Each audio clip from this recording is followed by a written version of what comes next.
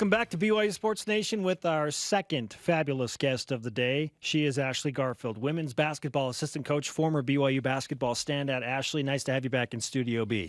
Thank you. It's good to be here. What goes through your mind when you see BYU in the bracket as a number 9 seed after a win against Gonzaga? You know, obviously it's great to be back in the bracket and things like that, but we know all too well from our last experience of being in the bracket that we've just got to focus at one game at a time right now and take care of business. And if we do that, then we have great chances of being in the bracket. You've gone full coach mode, haven't you? Attempting to. I'm learning a thing or two from my years of being in the coaching world. I'm gonna try to bring her back to the players conversation. So I mean, we talked about this right before we got on, and the players being so young. Yeah. So with this moment and opportunity, what are you trying to do to try to keep your players even keel and I guess a little bit more focused, but not too much? Sure. Yeah. For sure. We definitely wanted to enjoy the win on Saturday and whatnot, but on Monday, actually at practice, Coach Judkins made a real emphasis of making sure that the girls were focused and that we weren't going to slip up this time. Worked them really hard. We had them on the line, running lines, just trying to keep them really focused on attention to detail. Because I think with a young team like what we have this season, that's going to be the biggest difference is just those details. Were you guys able to write some notes to teachers saying that excuse them from class? No, the student athlete part still comes first, unfortunately. I thought it was athlete student. It's 2019. They made that rule. Do you know what year it is, Brian? I'm sorry. No. It is 2019. I'm sorry. I didn't. I went to class a lot. A little bit? A little bit, a lot. Uh-huh. I hope our players are listening. Go to class. Yes, go to class. Please go to class. Wink, wink. Dan Nielsen mentioned that the hope is for your team to act like they've been there before. And after the first one against Gonzaga, understandably, there was just this elation, just amazing feeling, release of energy, and you couldn't help it because your team is so young. For sure. This time around in Spokane, you beat them again. How did the celebration compare this time around to that first win?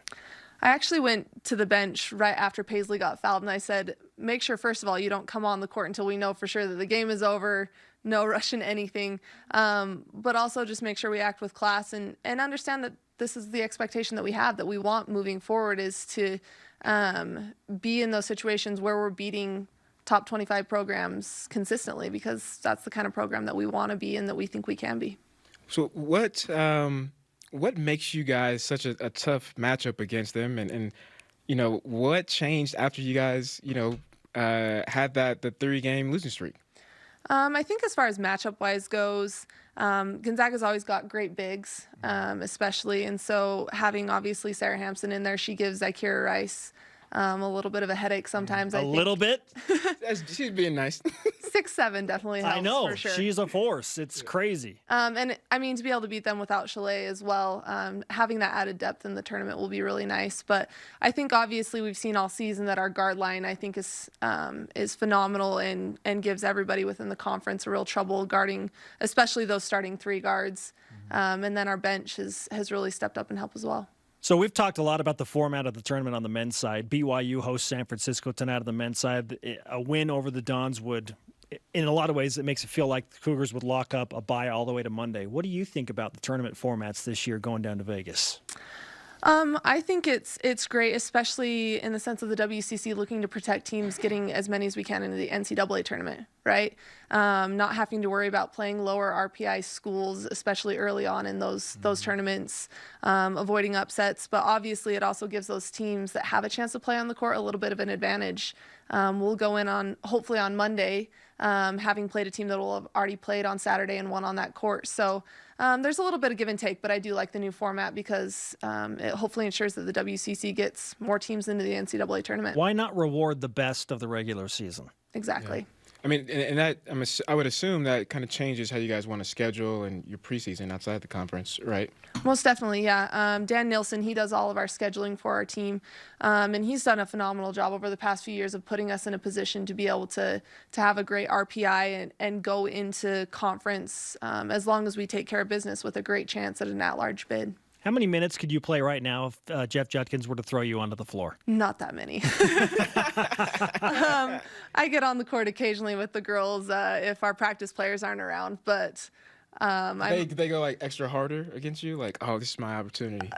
you know what? I feel like now I'm just so weak as it is. They could just push me around. I'd like to think I'm a little bit smarter than I was as a player, but athletically wise, they definitely have the edge. What changed after the 3-game losing streak to help BYU get on another run and get back into the tournament bracket for now? Yeah. I think that there was a refocus on detail. One of the things that we did is we changed up how we were running our offense a little bit, spreading the floor a little bit more and utilizing Sarah Hampson, kind of picking and rolling to the basket, really utilizing her strengths versus being a low block player. And then we talked to Brenna especially about looking to be more aggressive and more assertive offensively. That worked. Yeah, she's been phenomenal the last few games. West Coast Conference Player of the Week. So we go into every season thinking, these guys or these players are my studs. I can count on them the most. Now that the season is coming to an end, who has been your biggest surprise player? I don't know if it's necessarily a surprise to us, but I think probably more to the rest of the conference and the basketball world would probably be Paisley Johnson. Just from her role last year, she was a great player for us last year, but she's really stepped up for us and has kind of been that rock. And then obviously the emergence of Shaylee Gonzalez, to have a freshman having the season that she is pretty incredible. What's the game plan to avoid an emotional letdown coming off such a high win in Spokane against San Diego, who is really struggling this year? We dealt with that after our last Gonzaga win. We had Portland come in on that Saturday, and we were down almost that entire game and had to come back and win. And so I think drawing from that experience and our girls kind of remembering that we can't let those highs get too high, and focusing on that one game at a time approach. San Diego always plays hard, and you've always got to come ready to go against them. Ashley, we gave Dan Nielsen the BYU Sports Nation karma for the road trip to the Northwest. It worked. It did, just a little bit. We are going to now give you the BYU Sports Nation karma to take care of business and avoid the emotional letdown against San Diego. Good luck on Saturday, and we would love for you to sign our BYU Sailor Coug flag as well. Yes, all right, Ashley Garfield.